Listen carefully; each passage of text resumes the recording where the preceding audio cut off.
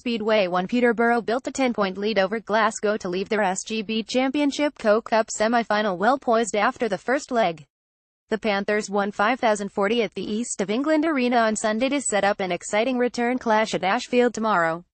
Reserve ace Simon Lambert, who brilliantly won his opening 4 races on his way to a 141 hull, and former British champion Chris Harris, who dropped his only point when beaten by visiting number 1 Richard Lawson in Heat 13, were the star performers for Peterborough. Lawson and Richie Worrell 10 led the damage limitation for the Tigers, who scored an important hat-trick of 42s in the closing stages.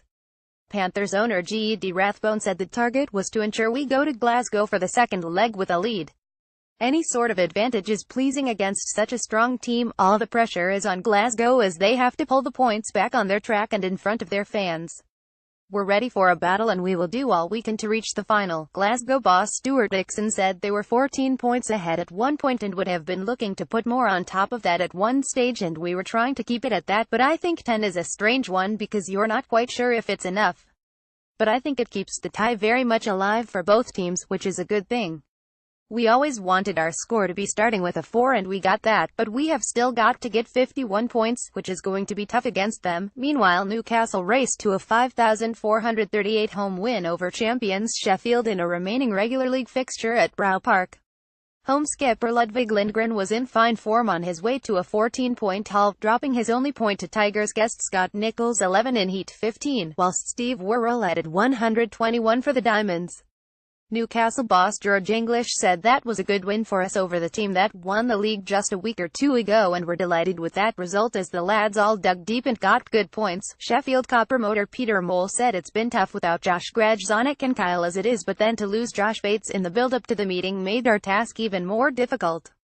We had too long a tail with a couple of riders really struggling for points, and when you're already running rider replacement, you can't afford to have any passengers unfortunately. Speedway 2 Mildenhall ran up a 5,337 home win over Bellevue in the first leg of their National League KO Cup semi-final at West Row. But the Colts were certainly satisfied by the events of Heat 15 when Rob Shuttleworth and Gesed Mitchell-Davy carded a vital 51 when the Fen Tigers were seeking to confirm an advantage of more than 20 points. Connor Mountain led the way for the hosts with 14, whilst John Armstrong 123 and youngsters Drew Kemp 121 and Jordan Jenkins 12 also impressed, whilst Shuttleworth carded 111 for the Colts and Davy added 93. Mildenhall promoter Kevin Jolly said it was disappointing to lose that last heat, but I have to praise the lads again today for another performance of real character, and a 16-point lead gives us something to really work with on Friday.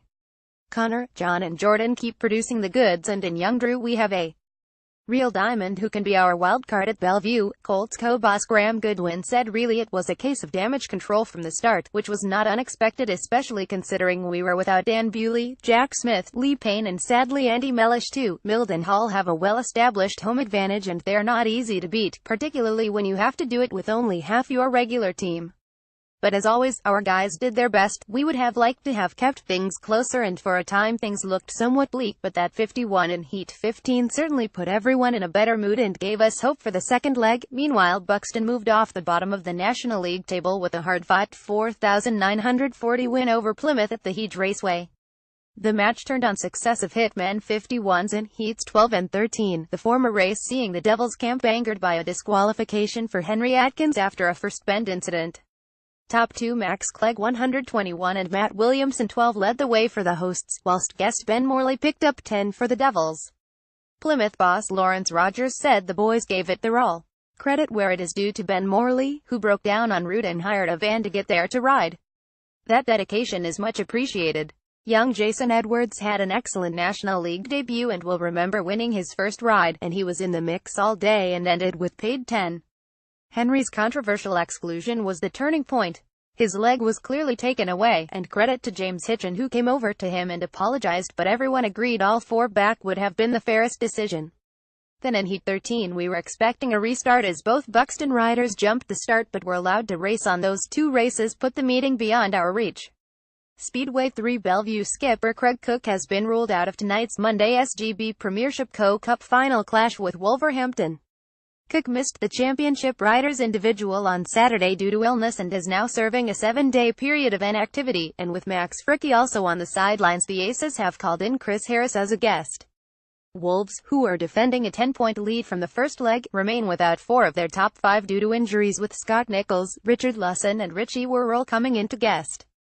Aces star Steve Worrell said, "We've got a bit of work to do before we can say we've earned that trophy, but we're quite prepared to put in the effort and do what we've got to do to give ourselves a fighting chance. Obviously we'd like to have had both Max and Craig with us, but circumstances have taken that out of our hands.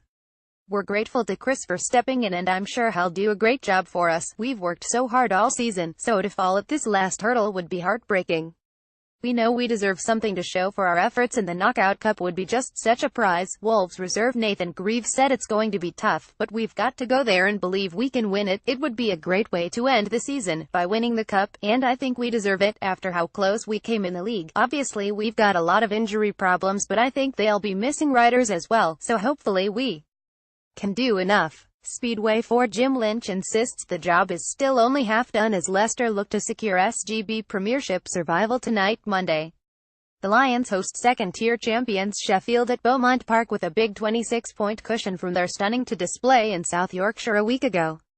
But boss Lynch said, "I'm not taking anything for granted, although obviously we're in a good position. We've got a job to do, and that's what he'll be telling the guys. But I'm also a realist, and I know we should see it through with races to spare." Michael Pomtoft, Cameron Heaps and James Sargent step in for the Lions, who are without Kyle Newman after a crash last week, whilst Nick Morris takes the guest booking at number 1 for the Tigers, who also include Ty Proctor, with Josh Bates now on the sidelines.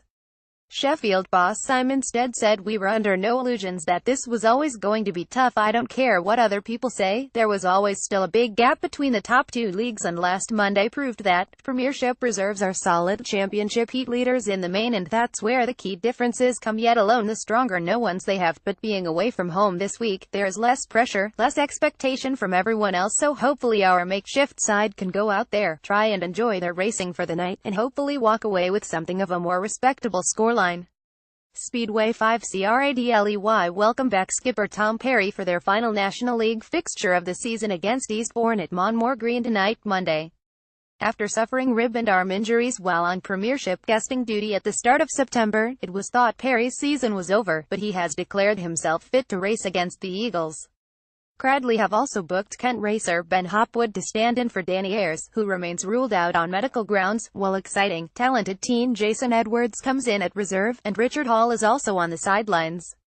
Heathens Cup promoter Gary Patchett said, "We know there's nothing riding on the meeting as such, but we're desperate to finish off with a win. We've had our fair share of injury problems and rider absences in the past month or so, but we're able to track a very strong team on Monday, and one that is more than capable of picking up a victory. Eastbourne are grand finalists this year too, so it should be a very competitive night of racing."